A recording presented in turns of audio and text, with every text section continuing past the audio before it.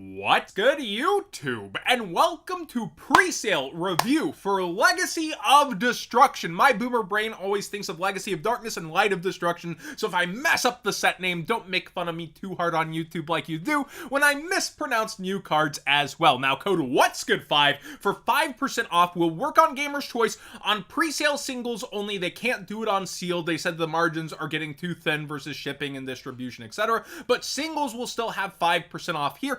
And on tier 0, it will still work site-wide on both your order for singles, sealed, and whatever is on the site. So let's go ahead and start with Gamer's Choice and see where they have things priced up. They did go up early with an error, so I saw some prices that people were saying were way too cheap, and they closed the site back down for a bit. Now they are open, and let's go price high to low to start. And it looks like we have at $200 Nightmare Apprentice with only 4 left, so that is selling relatively well. I would guess Nightmare Throne is out of stock. The Minerva now only has 5 left, starting at 200 for a quarter century secret rare, by the way. While some will go over, they kind of balance that, I guess, on their estimated value pull chop up on people who are gambling on pre-sales, because you are educated guessing with pre-sales versus the market versus them chopping up a set to make a guaranteed profit in their eyes if they sell out of most things. That, hey, look, we're thinking things are going to land here, there. What do you think? And then people gamble against that, right? So it is educated guessing and gambling.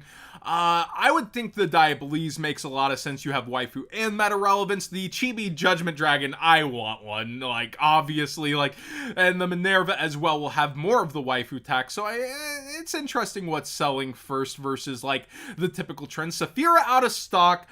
Here we have only 3 left on Evil Seed, and then Wake Up Centurion is out of stock. The Centurion high-end stuff definitely does sell very, very well on the market, even if it's a low sales rate because of how much of it exists.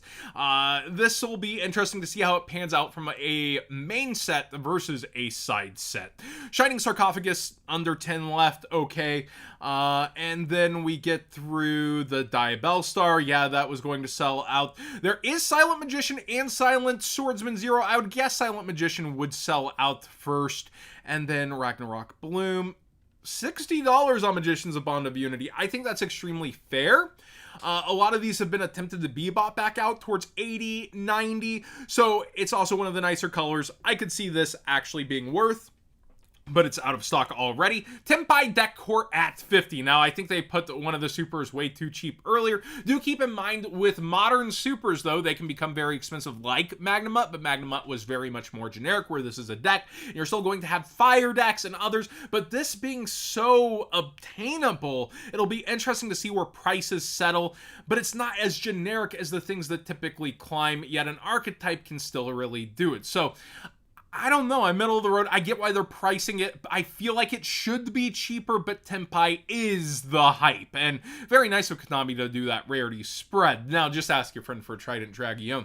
There's no way a $15 secrets top this set. Okay, yeah. The prices are messed up. It probably has something to do with why they shut it down earlier. I see a $20 secret here, so even though we have price high to low, things are out of order on their site, and I'm guessing it has to do with whatever error made them reprice earlier. We see $50 quarter century secret rare still. There's Gandor the cover card, Gold Pride update cards, and then we have a $30 secret rare. So we're going to be having to hop $50 Nightmare Apprentice sold out. Let me reread this real quick. You can special summon this card from your hand by discarding 1 card. You can, and it's a level, what, 6? 2, 4, 6. You can only special summon Nightmare Apprentice once per turn this way. If it is normal or special summon, you can add 1 illusion monster from your deck to your hand, except Nightmare Apprentice. So that's an entire, typing. You can only use this effect once per turn. If this card battles a monster, neither card are destroyed. I see why people are so hyped. Let me know if you think it's actually worth the price, though. Like, it is very good. I find it interesting, because this is also illusion, right? The Diabolese. I need to look up more OCG meta trends. I get why it's 50. It's a searcher for an entire type that special summons itself, okay? But, like, is it worth 50 right now versus when it'll be reprinted versus when it'll be... Let me know. I'm guessing it's usable out the gate if it's 50, right? The $3 Gold Pride Eradicator, so we're hopping around more. $15 there goes. Varutus, $20 Shining Sarcophagus seems a bit much casual bait, in my opinion. We have Bloom here, secret rare at just 15. Ultra rare Chibi Judgment Dragon at 15 seems like bait to me. There's the $10 that they were selling for a bit low earlier.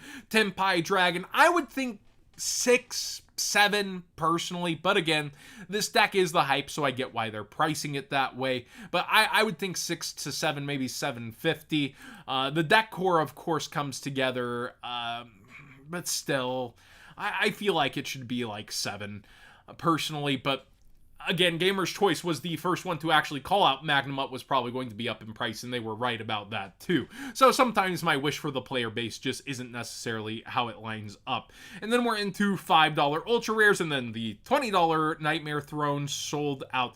Maybe Tier 0 will be in a bit of better order. This is jumping all over the place. So I kind of actually want to go ahead and load into Tier 0. We're going to do similar. I have US dollars up top, and let's show 48 and go price high to low, and hopefully it will be in order. They have Shining Sarcophagus atop at 128 for the quarter century secret rare. Okay. We have the Bloom at 77, Future Silent, Evil Seed, Silent Swordsmans are a bit cheaper, Magician a bit cheaper. Okay, so some things are more obtainable. And again, worldwide shipping over here. 51 on Tenpai. I believe that is about the same price, if not just a hair cheaper than... No, it's a hair more expensive. Okay, so a little bit more on the Tenpai deck core by a entire $1 over here. Nightmare Apprentice, secret rare at 40. So they have it at 39 versus, I believe it was the $50 sold out over here, Nightmare Apprentice. So it is a little more affordable in their minds. I did think it was probably a $35 card, so with the discount, makes sense. After reading it and being like, well, it is an entire typing. We see the Virudus here at 26. I believe that was much cheaper, yeah, on Gamer's Choice. So, again, this is why I like having multiple sponsors, even if it's pitting them against each other to a degree. You can see that they're in it for themselves, and they definitely take a different approach into how they do their estimated value pulled, and they have experienced teams who are able to say, I think this, I think that. Like Diableeze here is 26, which I believe is a good bit more. Yeah, so they believe that this is probably more meta, going to be more used, etc., while putting the top end actually down in their estimated value pull chop up. Very interesting. We see Shining Sarcophagus a little bit cheaper, but still that casual bait. At $17, Centurion Secret Rare at 13. It doesn't seem like they have all the quarter century secret rares up, mayhaps. And then they have more cheap deck cores down here. My thoughts for this set are... It's a weird set to price that has an odd amount of early hype for it, especially with how things are selling out here. Konami putting Tenpai in the position it is great for the player base and probably not the greatest for vendors, but will, looking at how things are valued up, probably make Gamer's Choice justified in the $10 pre-sale slot and maybe even go past that after week 1 or 2. Like, there's a lot of things this set is struggling to achieve and balance. I feel like it's reminding me of the set with Chaos Angel, where Quim was grossly undervalued early on. I feel like you're going to see meta prices like spike up that are going to see use, and it definitely feels like the pricing's wonky, especially with this much disparity between the pre-sellers. Let me know what you think of the early pricing here and how things are actually going to shake out. Legacy of Destruction, again, updates U-Bell, does some interesting things, but it's definitely going to have to, like, find its way. I feel... How should I put it?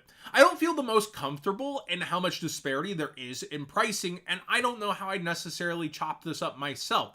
I often don't envy vendors having to do that early on, but like this one is exceptionally odd as a set to feel out.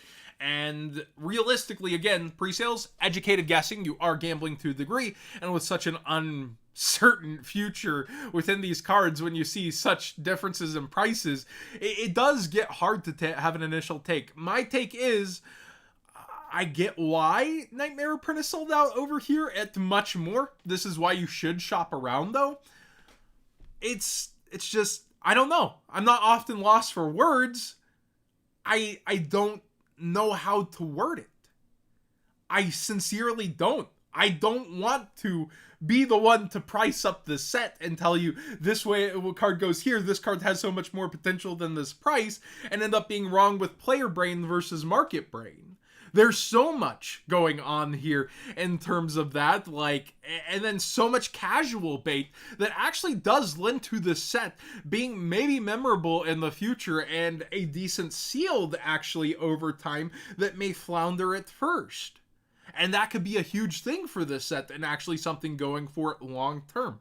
But we'll have to wait and see. Thanks for watching today's pre-sale market watch. But like, again, I'm actually in a place where I have more questions than answers myself. And I know that's going to be an odd place for the audience too. But that's what the comment section's for, and you all have actually been a lot of help with certain things lately. Let me know how you're feeling out this set, because I'm not often left this way, but I definitely am here, and that's why I like putting my live reactions. Like, I like these moments of uncertainty sometime, not all the time, old Glasgow memes, but genuinely, this one's odd to me.